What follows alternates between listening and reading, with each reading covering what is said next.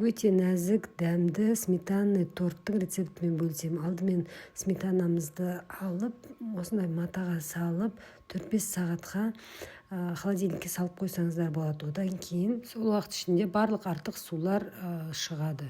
Ең алдымен жұмыртқамызды жақсылап тұрып, қантпен араластырып, ағарғанша араластырып аламыз миксермен. Оның үстіне сметананы қосамыз, майымызды қосып, барлығын ұнды, тұзды, разрыхлителді барлығын қосып, бір келкі масса жасап аламыз.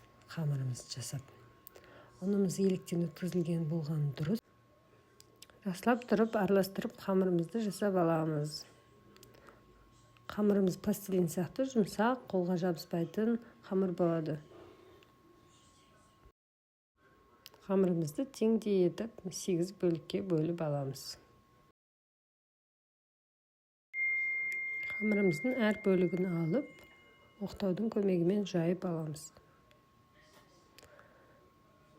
Әр қамырымыздың диаметрі 19 см.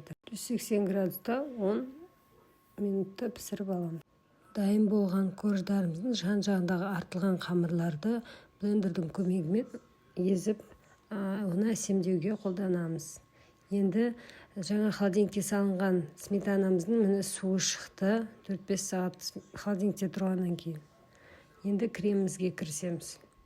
Сметанамызды салып, үстінен сахарный пудрамен кішкене ванилин қосып жіберсеңіздер болады. Ванилинді енді өздеріңіз ұнатқаныңызға байланысты қосасыздар.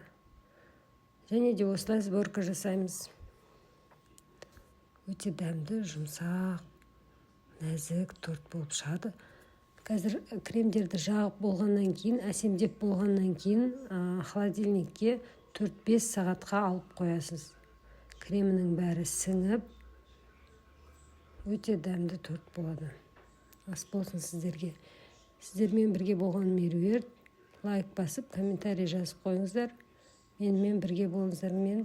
Мен сіздерге барынша пайдалы болуға тырысамын. Рахмет, сау болыңыздар.